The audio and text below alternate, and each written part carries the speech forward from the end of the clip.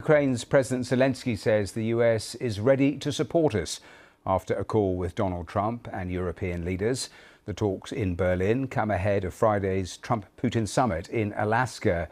Well, they're being hosted today by the German Chancellor Friedrich Merz and chaired by the UK Prime Minister Keir Starmer. Moscow has already dismissed the European diplomatic initiative as insignificant. Well, the German Chancellor talked to the media in the last hour and said that sovereignty of Ukraine had to be respected.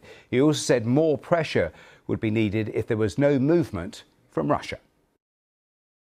The American president knows that if he wants to reach peace in Ukraine, he can rely on his European and Ukrainian partners to work on that together.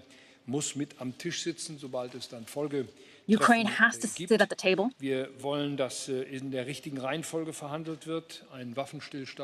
We want to make sure that the right chronology happens, that there is a ceasefire, and that there is an agreement that is discussed after that. A legal recognition of Russian ownership of this territory cannot happen.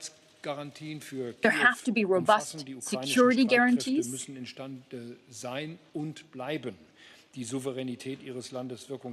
The sovereignty of Ukraine has to be respected.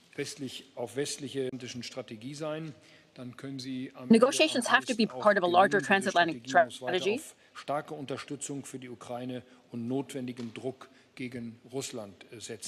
And it has to be part of necessary pressure on Russia.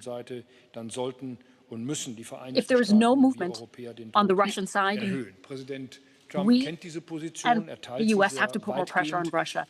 President Trump knows this position and largely agrees with it.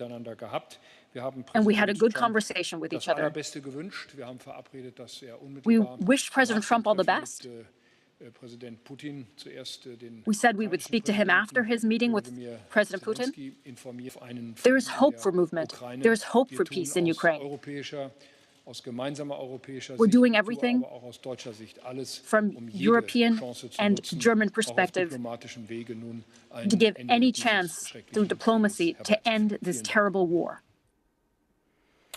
Well, alongside the German Chancellor was, of course, Ukraine's president. Now, he spoke about the importance of security guarantees and said if a ceasefire isn't agreed, then Russia should face more sanctions.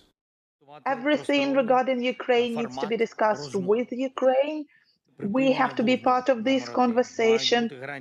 First of all, it's ceasefire, security guarantees.